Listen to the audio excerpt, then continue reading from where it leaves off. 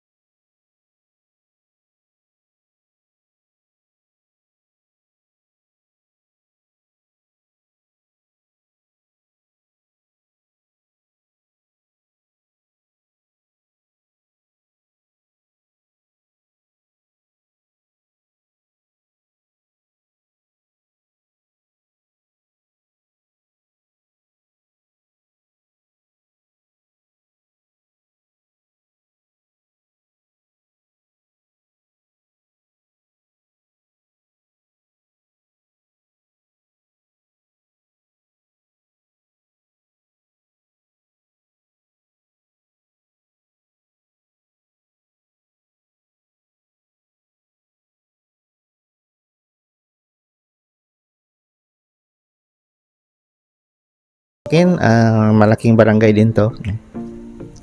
Sakop ng Santo Tomas. Mahaba itong barangay na to, mga kalakwatsyero. Pero ito yung Bukana, no? Kasi ang unahan yan is Barangay Santa Ana na rin sa may deep side natin. At ang dulo naman yung pinapasukan natin kanina, yan yung Barangay San Agustin. So yan, no? Parang Y din yun, Y. So yung left side, yun yung papuntang Santa Ana, then San Felix. So ito namang diretso, yan. Diretsohin natin to. Diyan tayo kanina, yan na yung Barangay San Agustin. Yan, ang dulo. Yung may 7-Eleven kanina. So yan, no? So San Agustin din yung dulo. Then Maharlika Highway. So ito na rin yung maging bypass road. Diretso Alaminos, Laguna na. Yan. So maging widening itong area na to. Yan. So yan, no? Ang lawak, no? Ang lawak pa ng Santo Tomas. Maluwag pang Santo Tomas din yung banda na to.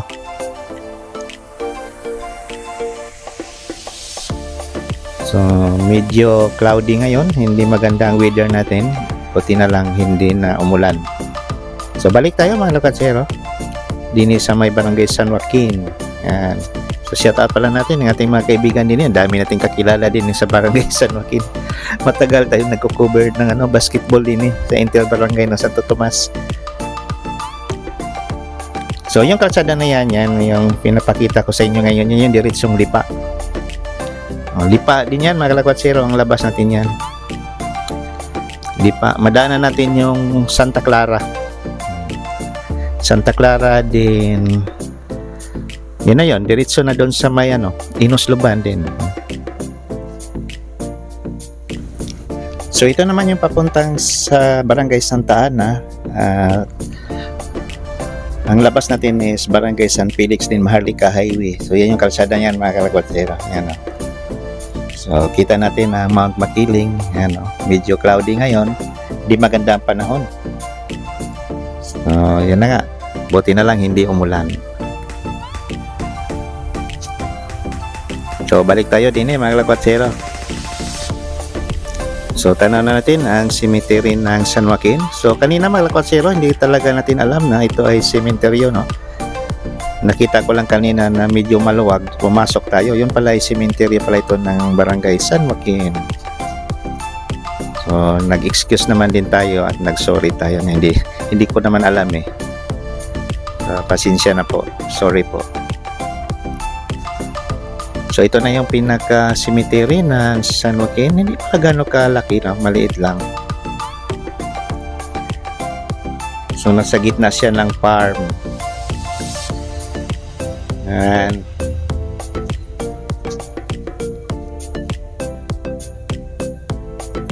So yan, baba na natin yung drone natin mga kalakwatsero na mag-continue tayo ng aerial video doon sa may Barangay San Isidro Sur. Yan. San Isidro na pala tayo mamaya.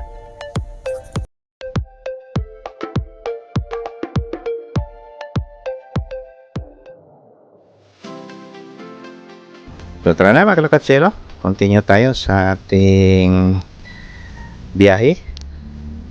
So, kita naman natin yung kalsada, napakaliit lang. Parang one lane lang, no? Isang sasakyan lang ang kasya. So, dito natin makita kung gaano, no? Matanggal talaga itong mga bahay din, pag ito ay nag-widening na. So, sobrang putik pa naman din, Ang lakas kasi ng ulan kanina. So, buti na lang tumila. Kasi kung hindi pa tumila mga kalakwatsero, hindi tayo makapag-vlog. Kasi bukas kasi naka-schedule tayo ng Cuenca at saka San Nicolas. So, gipit tayo ngayon sa oras, no? Sinisingit ko lang itong sa may San Joaquin para ma-update ko kayo. Kasi bukas at saka sa Sunday, nasa ibang lugar naman tayo ng Batangas. So, ang ganda naman ng view din Ang dami pang puno ng kahoy din So, sayang lang. Pag ito ay natamaan ng widening, wala na. Putol itong mga kahoy na to. Yung mga bahay din tanggal din. So, nakakawa, no, mga kalakwatsero. Sa situation ng mga tao din na mawalan sila ng mga bahay. kahit i-relocate pa sila, iba pa rin yung dito na tayo lumaki, tumanda sa lugar na to. Ito may basketball court. Okay? Dito talaga mahilig talaga tayo sa basketball, no? Basta may lugar, may area, may ring talaga yan. So ito na yung kalsada. Medyo putik, no? Siguro sa lakas ng ulan ng mga nakaraang araw. Imagine natin yan, no? Parang maging 3 lanes pa pala ito. Both sides. Kung ganito kalawak, halos na bahay doon mga kalakwatsyero sa Barangay San Joaquin. Tanggal talaga. So ito naman ay may papunta tayo sa may San Isidro Sur. Yan, San Isidro. Sako pa rin ng Santo Tomas. At mag-aerial video tayo. So din ay ongoing construction. Kita natin yung nagawa din yun. So din tayo hinto mga kalakwatsyero. Parang mayroong ano din yun, ginawa. Yan. So park muna tayo. So yan mga kalakwatsyero, napaka-timing, no? Nabotan natin itong demolish, no, ng bahay. Sinira na ang bahay, concrete na bahay to. Nakakalungkot mga kalakwatsyero. Pag tayo yung may-ari ng bahay na to, makita natin yung binabakbak na ng backhoe. So napaka-timing natin na nadaan din ongoing demolition pala din sa mga bahay. So ito na yung Barangay San Isidro Sur mga kalakwatsyero. Nako, nakakaawa, nakakalungkot isipin pag ganito nangyayari sa ating bahay. Wala tayong magawa kasi gagamitin na ng government itong lugar na to. So ganito ang mangyari doon sa may Barangay San Joaquin mga kalakwatsyero. So meron tayong input sa February daw, magsimula din doon, February to March. Wala na, durog na ang bahay ni nanay at ni tatay.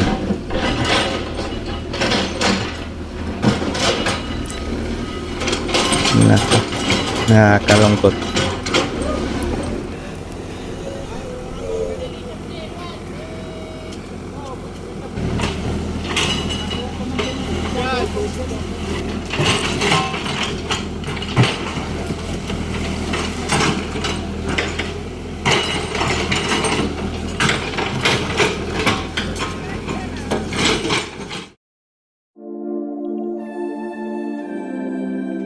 Ayan mga kalakwatsyero, mag-aerial video na naman tayo.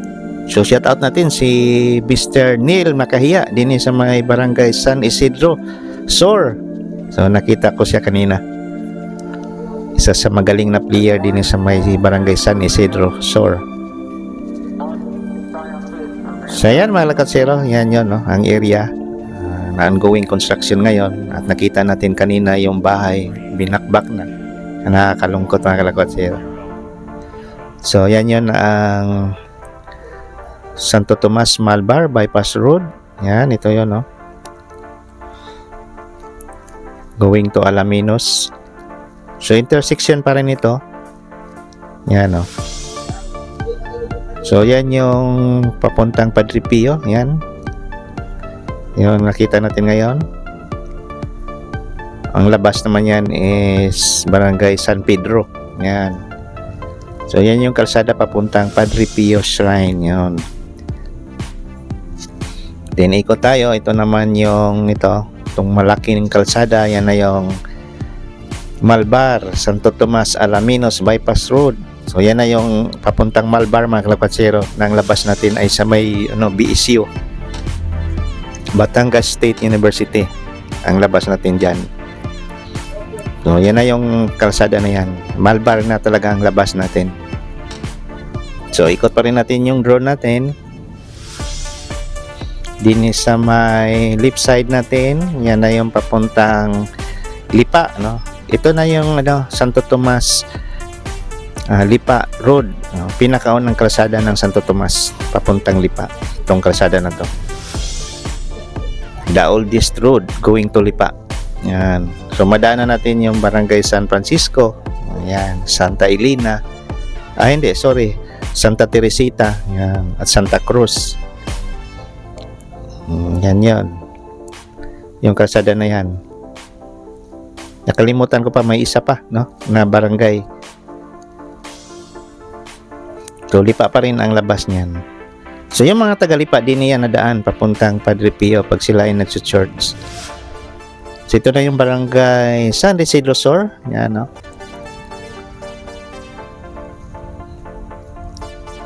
So, ang lawak pa ng Santo Tomas, no? Mas marami pa ang farm din sa Santo Tomas. So, kita natin yung Malbar, oh. So, itong side naman din sa kabila, Santo Tomas. Santo Tomas at saka Malbar, nagkadikit lang.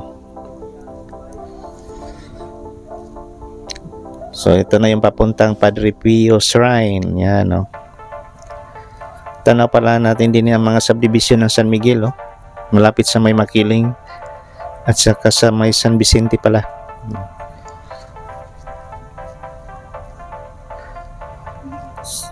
So, ongoing construction itong side na to sa may bukanan ng San Isidro Sur. So, balikan natin yung backhoe. Yan, no? Sa kabilang side, kita naman natin yung may bahay pa rin dyan. No? Bakbakin na naman yun. Ngayong February daw, sabi ng foreman doon. Kwento natin.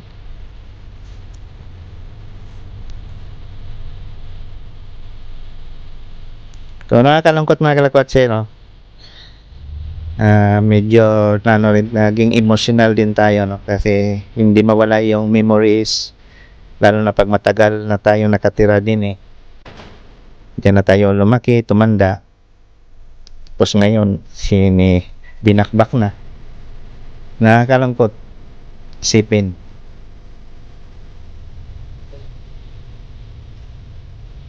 So, sabi naman ng kausap natin yung may relocation site naman daw. Pero iba pa rin mga kalakwatsero, no? Yung dati talaga tayo yung una nating tinitirhan.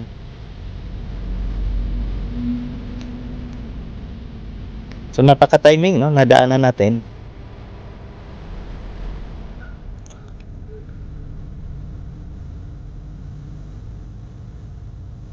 Yan, no?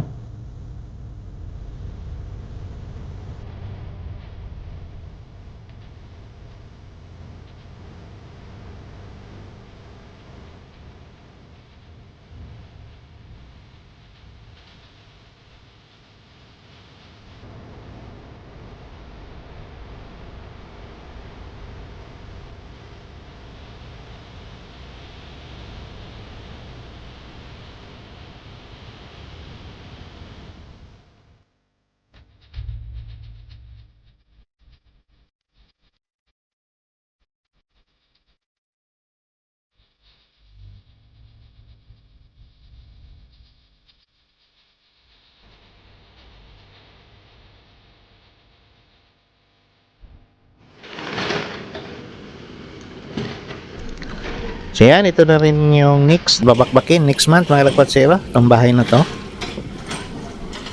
So next month is February na. So kausap natin yung foreman din, next month daw. Asa kay itong bahay na to, no? Kay nanay din. Kakwentuhan natin si nanay kanina. Kalungkot nga daw. Next month din babakbakin na rin itong bahay niya. Yan, ito. Kasi hagip talaga sa kalsada, oh, itong bahay na to mga kalakwatsero. So yung nakatayo dyan, yan yung drone pilot natin, si Jasil. Nalungkot din si Jasil. Nakita niya yung bahay na binakbak na, oh. So ngayon, pabalik na tayo ng Santo Tomas. Pauwi na pala tayo mga kalakwatsero. So dini tayo dadaan sa may St. Padre Pio Shrine na kalsada. So mag right turn tayo. So, hindi na muna tayo mag-update dun sa may Malbar. Next month na lang siguro mga kalakwatsero. So dini tayo. Ito na yung kalsada papuntang St. Padre Pio Shrine, at ang labas natin ay sa may Barangay San Pedro de Maharlika Highway. So ito na yun mga kalakwatsero. Then thank you very much sa ating mga bagong subscribers at sa ating mga viewers. Maraming salamat sa inyong pagsusubscribe. So thank you very much sa inyong lahat. So dito na lang mga kalakwatsero. God bless us all. Thank you. Bye-bye.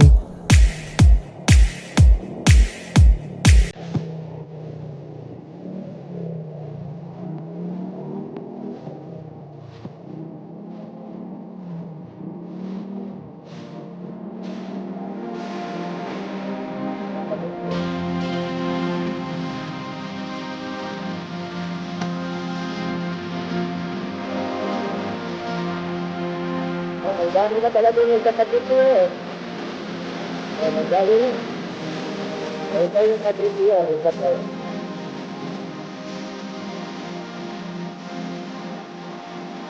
Yung katabi ko.